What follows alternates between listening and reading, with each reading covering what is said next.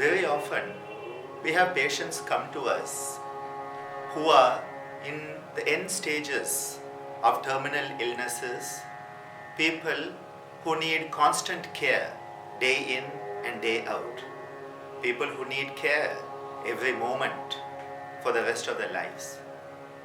When dealing with such patients, when trying to evolve a yoga therapy protocol for them, I'm often made to think, what about those who are caring for these people? And that is where we realize who is going to care for the caregiver. This is a very vital region where yoga can contribute a lot. Because yoga can enhance the feeling of helping, the feeling of caring, and it can give a new purpose for the entire life of the caregiver.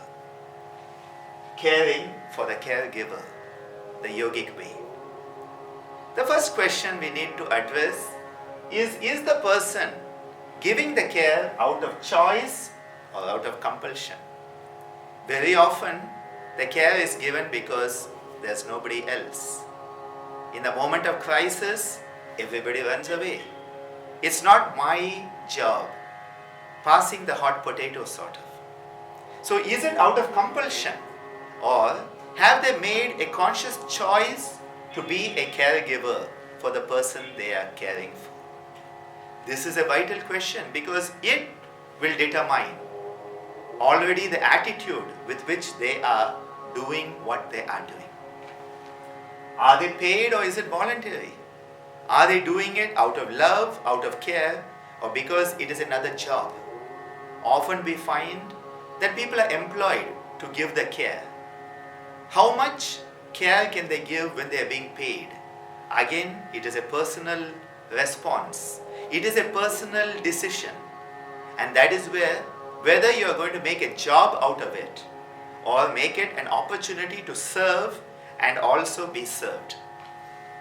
The family dynamics don't even go into that.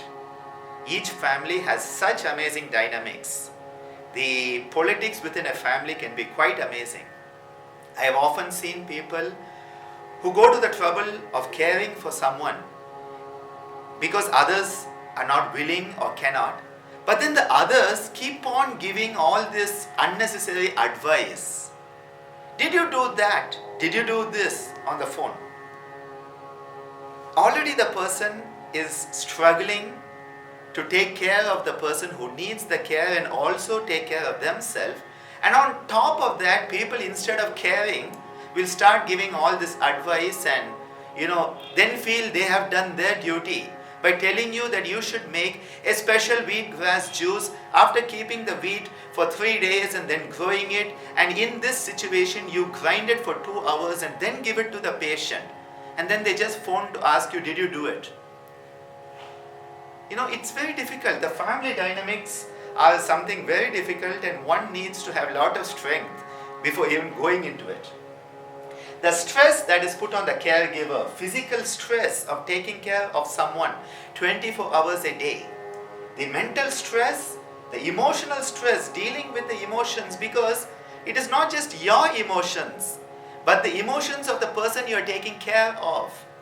And often the person being taken care of, starts to treat you in such a bad way, like dirt. And someone who comes, once in a month and, holds the hand becomes the savior. And you, who spends 24 hours with them, are treated like, what do you know? Look at that person, how much care they give me. Look at that love and look at you. Forgetting the person who's really doing the hard work, the dirty job. So, the emotional stress, the mental, the physical stress, the social stress, you give up your social life to take care of someone. And on top of that, the financial, because if you are getting paid for it, well, at least you are getting paid for it, but if not, you are using your financial resources.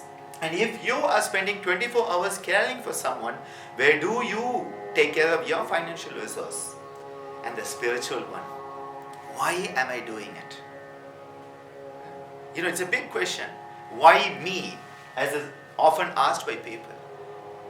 Why I'm trying to be a good person. Why does God put all these challenges on me? These are questions that come.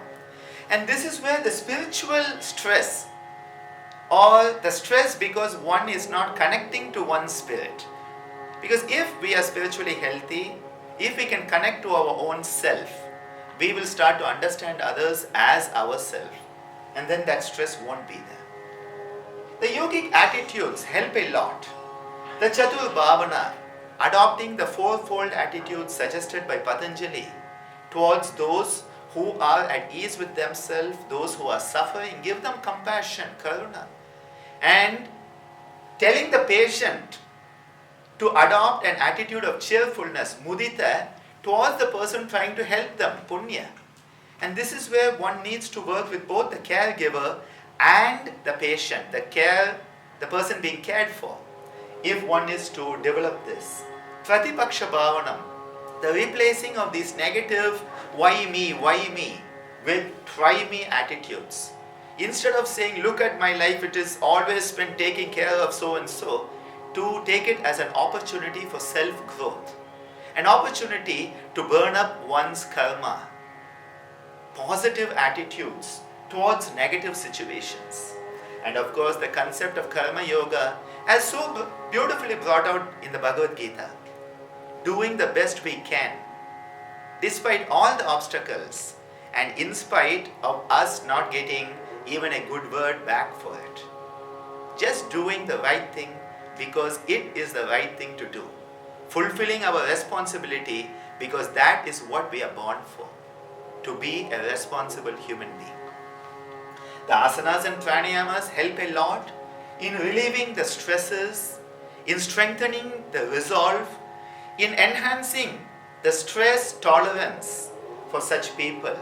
It also keeps them physically, mentally and emotionally more fit and gives them that connection to their own self. And finally, the relaxation and the meditation, the contemplative practices to go deep within, understand one's own strengths, the strength, weakness, opportunity, threat, SWOT analysis, that you can start to understand how this situation that you find yourself in, having to take care of someone 24 hours, can be your strength also. And in doing so, what are the weaknesses you need to overcome? What are the opportunities you have for growth? And what are the threats? Usually these threats are from inside. The Shatripus, the 6 enemies of the spirit that pull you down. That keep on saying, why do you do this? No one is appreciating you. Are you going to get a medal, gold medal for this? A gallantry award for this? All those negative tendencies that keep on coming up inside us. To be able to look at them, face them, and then let go of them. Enhancing our ability to just be ourselves. Do the right thing in helping the people around us. And by helping them, we start to help our own self. This is the message yoga gives us when dealing with caring for caregivers. Moving from why me to try me.